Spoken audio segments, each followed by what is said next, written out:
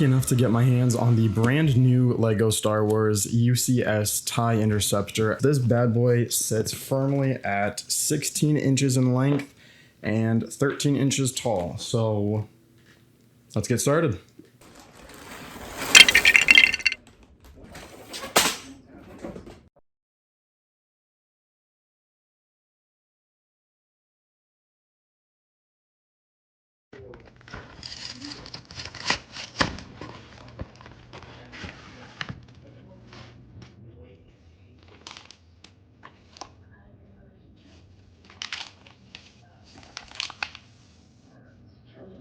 Happily married?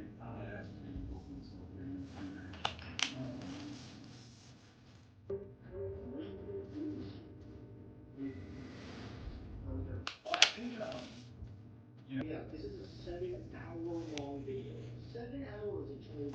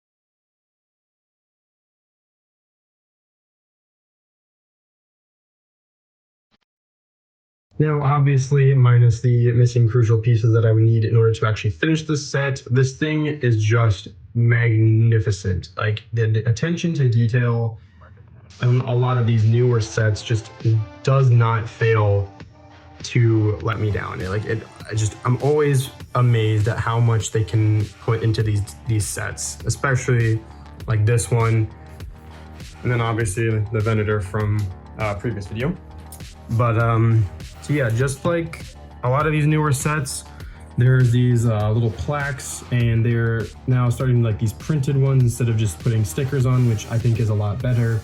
Reflects a little bit easier too. But as always, there's just information about the ship in universe. So the manufacturer, you got the affiliation, primarily used the Empire. It's a pretty lengthy ship, I would say. Pretty fast too. So what differs from a TIE Interceptor and just a normal TIE Fighter is these ones do not have as much shielding on them. They're a lot faster, they're easier to maneuver, they're much more adverse when it comes to very just quick strikes on targets. Not really meant for long dogfights, they're more just kind of like get in, get out as fast as possible. But like I said, how the lack of shields is obviously a huge disadvantage, a lot more susceptible to enemy fire, get destroyed a lot more quickly. But obviously you have your highly trained TIE pilots, and you got a little mouse droid here as well. And then of course, 25th anniversary of LEGO Star Wars brick right there. But let's take a look at the back here. So yeah, these two pieces right here are the engines on the ship. Got a back afterburner just in case you need to make a really quick getaway from enemy starfighters. Again, a lot of detail in this. I know it kind of looks very simple on the box, but building this was actually a lot more intricate than I had anticipated. Obviously, cockpit once again. A little bit of better lighting in there. But yeah, cockpit opens and everything. A clear plastic window here that you can actually see where you're going. And then you've got your laser turrets right there. And then you've got plenty on the very tips of each wing as well. And I don't think I can say enough just how impressed I am with this. It's pretty decent length. The retail price for this, I will put that image up on the screen right now. It's a pretty expensive model, but I think it's worth it, just like with the Venator. That one being $750 with tax, at least in my state. But you know, every state will be different. But I would highly recommend this one as well. I'd say on a scale of 1 to 10, I'd have to say a solid 9. The only thing I would really say is not making it a 10 out of 10, obviously, is missing the 2 crucial pieces.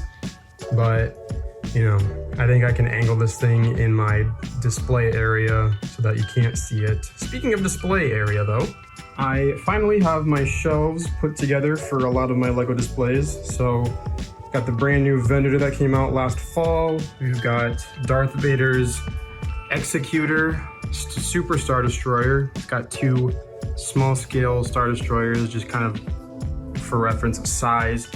You've got the Emperor's Throne Room from Episode 6, Return of the Jedi, with the 40th anniversary of Return of the Jedi brick there. The brand new Droideka that I reviewed a couple weeks ago. The Invisible Hand. You've got Princess Leia from Episode 6 when they're rescuing when they're rescuing Han from Jabba's palace. You've got Mandalorian helmet. I've got my boys Rex and Cody. I have the Nano Gauntlet from Avengers Endgame. The Infinity Gauntlet is somewhere in the boxes. I'm still trying to dig it out. It's somewhere, but definitely that one's going right there. And then I've installed this shelf along the back wall here. I've got my Death Star trash compactor diorama. I've got my Dagobah one. It's got Yoda training Luke in the ways of the Force with R2, and then obviously the X-Wing stuck in the bog itself.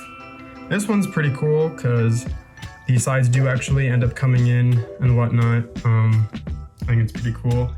This was my speeder bike chase from Episode 6 as well. Obviously, it's a little broken because, you know, moving to a new house, things will tend to break. So guys, if you enjoyed this video, please give it a like, comment what your favorite part of the TIE Interceptor was your favorite.